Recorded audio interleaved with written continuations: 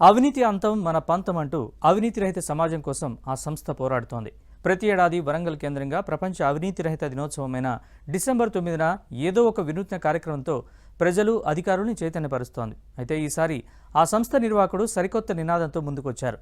ఇంతకీ అవినీతి లేని సమాజం కోసం పోరాడుతున్న ఆ సంస్థ ఏది? అవినీతిని నిర్మూలించడానికి ఆయన చేస్తున్న కార్యక్రమాలేంటి?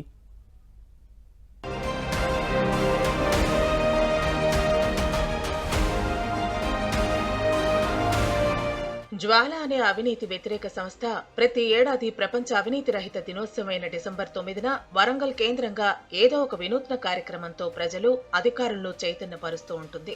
సమాజాన్ని పట్టిపీడుస్తున్న లంచగొడితనాన్ని రూపుమాపాలన్న లక్ష్యంతో వరంగల్ జిల్లా ఆరేపల్లికి చెందిన సుంకరి ప్రశాంత్ నడుం బిగించారు.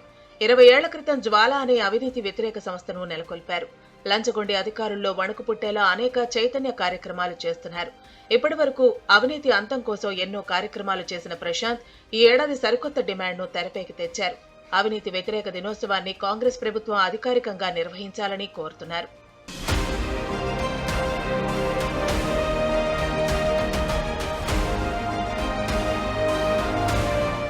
లంచగొండి అధికారుల్లో లంచం ఇచ్చే వారిలో మార్పులు తీసుకొచ్చేలా ప్రతి ఏటా ఏదో ఒక చైతన్య కార్యక్రమం నిర్వహిస్తున్నారు.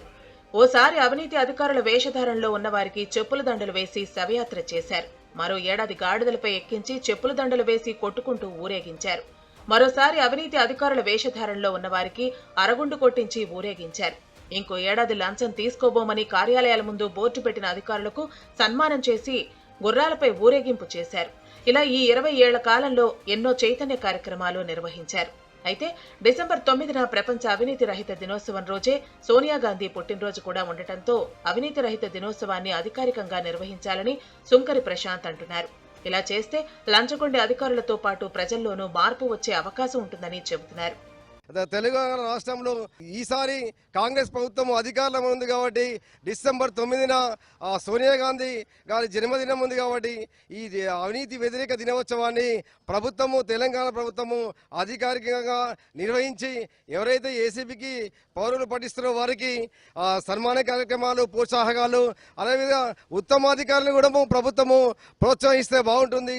విద్యార్థులను వ్యాసరచన పోటీలు అని నిర్వహించాలి. అవగాహన కార్యక్రమాలు డిసెంబర్ 9న కాకుండా ప్రతి ఏటా నిర్వహించవలసి ఉంటుంది.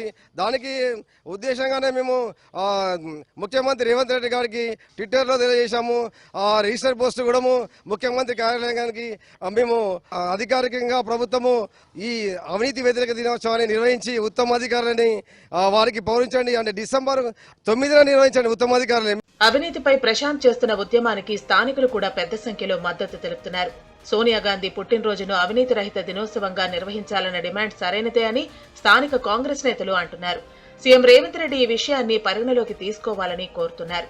ప్రతి సంవత్సరం వినూత్న కార్యక్రమాలు నిర్వహించి ప్రజలను చైతన్యపరుస్తున్న ప్రశాంత్ లంచగొండి అధికారుల్లో మార్పు వచ్చే వరకు తన ఉద్యమం ఆగదని చెబుతున్నారు.